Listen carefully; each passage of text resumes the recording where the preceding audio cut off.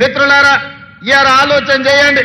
2023 December 7 నాడు మనం అధికారం చేపట్టిన తర్వాత ఈనాటి వరకు దాదాపుగా తుమ్మల నాగేశ్వరరావు గారి నాయకత్వంలో రైతులకు 60,000 కోట్ల రూపాయలు ఈ రోజు రైతుల మీద ఖర్చు పెట్టినాం.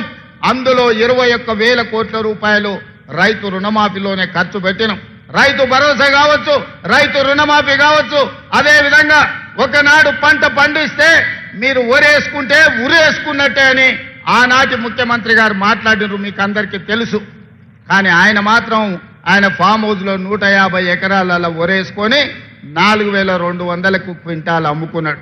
సరే, దొరగారి పంట పొలంలో మరి బంగారం పండిందేమో నాకైతే తెలియదు, కానీ పేదలు పండించిన ఒడ్లు కొనను అన్నాడు. కానీ మన ప్రభుత్వం వచ్చిన తర్వాత మీరు వరి పండించండి, సన్నాలు పండించండి, మీకు గిట్టుబాటు ధరనే కాదు మీకు 500 రూపాయల బోనస్ ఇచ్చి రైతులను ఆదుకుంటాం, పండించండి అని అంటే మొన్నటి ఎండాకాలంలో యాసంగిలో 1,56,00,000 మెట్రిక్ టన్నుల మీరు ఒడ్లు పండించి దేశంలోనే చరిత్ర సృష్టించారు. ఈసారి వానకాలంలో కూడా అత్యధికంగా 1,35,00,000 మెట్రిక్ టన్నుల వడ్లు ఉత్పత్తి చేసి దేశంలోనే అత్యధికంగా ఈ సంవత్సరంలో దాదాపుగా 2,80,00,000 పైచలకు లక్షల క్వింటాళ్ళ వడ్లు మీరు పండించారు. అంటే ఈరోజు వరి పండిస్తే ఉరేసుకోవాలనే కాడి నుంచి వరి పండిస్తే గిట్టుబాటు ధరనే కాదు మీకు 500 రూపాయల బోనస్ ఇస్తామని చెప్పినాం. ఆనాడు సన్నాలు పండించండి నేను అన్నప్పుడు కొంతమంది అవహేళన చేసిరు. సన్నాలు పండించమంటుండు ఈ సన్నాసి అని ఒక నాయకుడు అన్నాడు. కానీ ఇవాళ మా పేదలు, మా ఆడబిడ్డలు ఇక్కడ ఉన్నారు, అక్కడ పక్కన చాలా మంది మా అక్కలు, మా సోదరిమణులు ఉన్నారు. వాళ్ళని నాకు కొంచెం దూరంగా కూర్చోబెట్టారు. కానీ నేను వాళ్ళందరినీ చూస్తున్నా. మా అక్కలందరూ చేయొద్దండి, అక్క మీకు సన్న బియ్యం వచ్చినాయా రాలేదా? ఇవాళ సన్న బియ్యం ద్వారా మీ పిల్లలకు మంచి అన్నం వండి పెడుతుండ్రా లేదా? మీ ఇంటాయలకు 3 పూటల భోజనం పెడుతుండ్రా లేదా? ఒక్కసారి చెప్పండి. ఇవాళ మా అక్కల ఆడబిడ్డల కళ్ళల్లో సంతోషం చూడండి.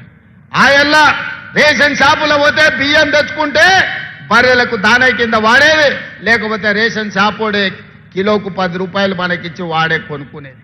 కానీ ఇవాళ ఉత్తమ్ కుమార్ రెడ్డి గారి మంత్రిగా ఈరోజు సన్న బియ్యం ప్రతి పేదవాడికి అందించడం ద్వారా బుక్కెడు బువ్వ ఇవాళ సన్న బియ్యంతో మనం తింటున్నాం.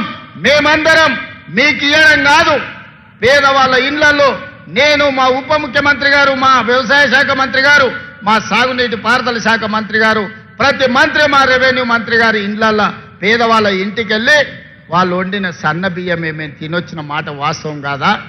ఆయనలో సన్నాలు వండియబట్టి ఈనాడు పేదలకందరికీ ఈరోజు సన్న బియ్యం ఇవ్వడం ద్వారా ఈరోజు రేషన్ బియ్యం మనము ఆత్మ గౌరవాన్ని పెంచే విధంగా అవి వండుకొని తింటున్నాము అని అంటే రైతులు పండించే సన్న బియ్యం మళ్ళీ రైతులకే మీరు వడ్లు పండిస్తే వాటిని బియ్యంగా మార్చి మళ్ళీ పేదలకే సన్న బియ్యం అందిస్తున్నాం.